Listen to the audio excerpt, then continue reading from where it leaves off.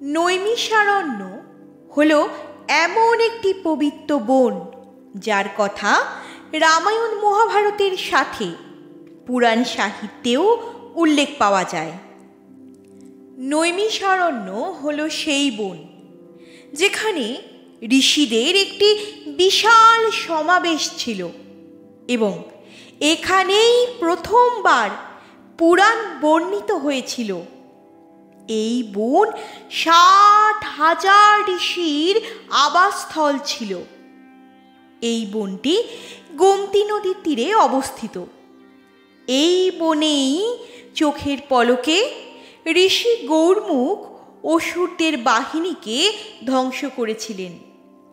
কথিত আছে যে নৈমিষারণ্যে থাকা মহান ঋষিদের দেখে সরস্বতী নদী তার গতিপথ পূর্ব দিকে ঘুরিয়ে নিয়েছিলেন। আজ ব্রহ্মাণ্ড পুরাণ থেকে আমরা শুনব সেই নৈমিষারণ্যের জন্মকাহিনী।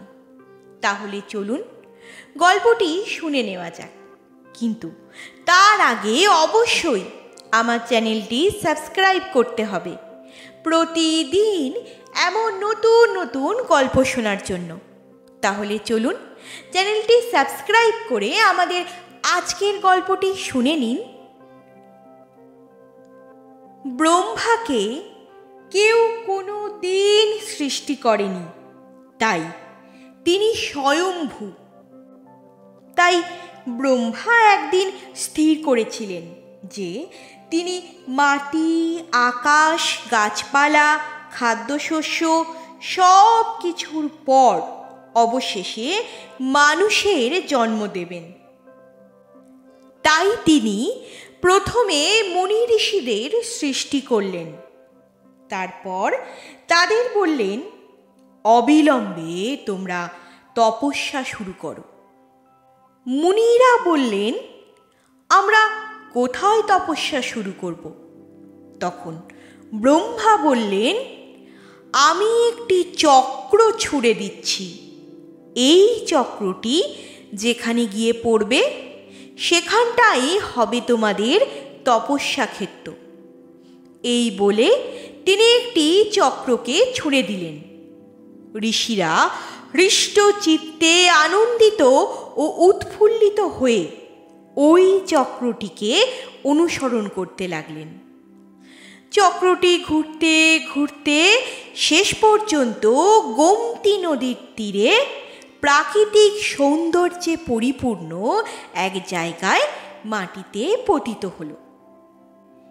এই দৃশ্য দেখে মুনি ঋষিরা বুঝতে পারলেন যে এই হলো তাদের আশ্রয়স্থান। এখানে গোমতী নদীর তীরে তাদের আশ্রম বানিয়ে যাগযজ্ঞ ও তপস্যা করতে হবে। কিন্তু কিভাবে?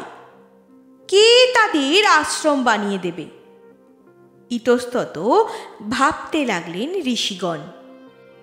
ঠিক সেই সময়ে গোমতী নদীর জল থেকে এক আগ্নেয় পাহাড় উঠে তা থেকে অগ্ন্যুৎপাত হতে লাগলো।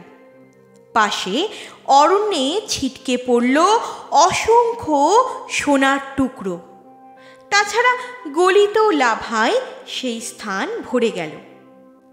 গোমতী নদী তার পাশ দিয়ে নিজেকে বিস্তারিত করে বয়ে চলতে লাগল।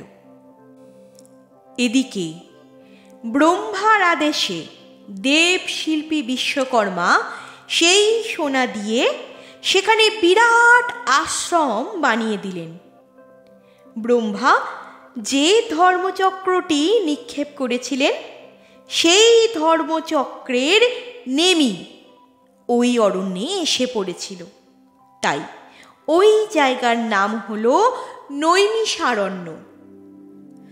যুগে যুগে বহু মুনি ঋষি ওই অরণ্যের প্রান্তরে তপস্যা করে গেছেন। তাদের তপস্যালব্ধ ফলাফলের জন্য এই পৃথিবী আমাদের কাছে এত সুন্দর বাসযোগ্য ভূমিতে পরিণত হয়েছে। তারপর 200 কোটি বছর ধরে বৈবস্বত্ব রাজার আসনে বসে পৃথিবীকে শাসন করে গেছেন। তারপর ঘটে গেছে মহাপ্রলয়, আবার সৃষ্টি হয়েছে নতুন পৃথিবী। এই পৃথিবী এখন 6 বার প্রলয়ের পর 7 বারে চলেছে। 6 জন বৈবস্বত্ব মনু চলে গেছেন। এখন 7ম মনুর রাজত্বে এই পৃথিবীতে আমরা বাস করছি। সত্য, ত্রেতা, দাপর, কলি সব যুগ যোগ করলে প্রায় 200 কোটি বছর হবে। ব্রহ্মা সত্যযুগ থেকে তার সৃষ্টিকার্য শুরু করেছিলেন।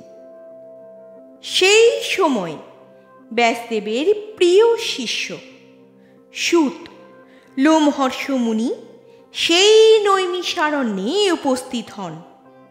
তিনি ছিলেন মহাপণ্ডিত। তিনি ব্যাসদেবের মুখনিসৃত পৃথিবী সৃষ্টির রহস্যময় আশ্চর্য কথাগুলি মুনি ঋষিদের কাছে ব্যক্ত করেন। একদা নৈমিষারণ্যে যজ্ঞান্তে শরীরদান ঋষি পরলোক গমন করলেন। অন্যান্য ঋষিরা শেষ পর্যন্ত তাকে বাঁচিয়ে তুলে তার হাতেই এই মহাপৃথিবীর প্রশাসনের ভার অর্পণ করেছিলেন। কিন্তু এই সব দেখে রাহু তাকে একদা একা পেয়ে হরণ করলেন। তারপর এমন এক জায়গায় লুকিয়ে রাখলেন যে মুনি ঋষিরা অনেক চেষ্টা করেও তার কোনো হদিশ করতে পারলেন না। খুঁজতে খুঁজতে অবশেষে তারা গন্ধর্বলোকে পৌঁছে গেলেন। সেখানে পুরুরবাকে দেখে ধরে নিয়ে এসে রাজ সিংহাসনে বসালেন। পুরুরবা একদিন ওই নৈমিষারণ্যে শিকারে বেরিয়ে দেখেন যে মুনি ঋষিদের আশ্রমে রাশি রাশি সোনার স্তূপ। সেই সোনা দেখে পুরুরবার খুব লোভ হলো। তিনি মুনি ঋষিদের কাছ থেকে সেই সোনা কেড়ে নেবার চেষ্টা করলেন। তিনি এমনই অকৃতজ্ঞ যে যে মুনি ঋষিরা তাকে রাজ সিংহাসনে বসিয়েছেন তাদের কাছ থেকেই সোনা দানা চুরি করতে তিনি উদ্যত হলেন। মুনি ঋষিরা তখন কুশ তুলে নিয়ে পুরুরবাকে লক্ষ্য করে তা নিক্ষেপ করলেন। কুশ তখন বজ্রে পরিণত হয়ে পুরুরবার বুকে বিদ্ধ হল। যথাসময়ে তিনি মারা গেলেন। এবার সিংহাসনে বসানো হলো পুরুরবার পুত্র আয়ুধকে। আয়ুধ ছিলেন ধার্মিক মানুষ, তাই মুনি ঋষিরা শান্তিতেই বাস করতে লাগলেন এই নৈমিষারণ্যে। আপনারা শুনছিলেন স্টার অডিবেল।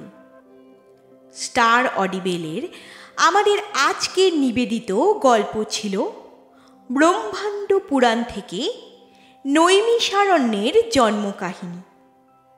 জানেন তো, হারিয়ে যাওয়া পুরাণের গল্পগুলি আবার নতুন রূপে নতুনভাবে ফিরে এসেছে আপনাদের সামনে। তাই আর দেরি না করে প্রতিদিন নতুন নতুন পুরাণের গল্প শোনার জন্য আমার চ্যানেলটি অবশ্যই সাবস্ক্রাইব করে দেবেন এবং গল্পটি ভালো লাগলে আপনার বন্ধু বান্ধব আত্মীয় পরিজন সকলের সাথে শেয়ার করে নিন।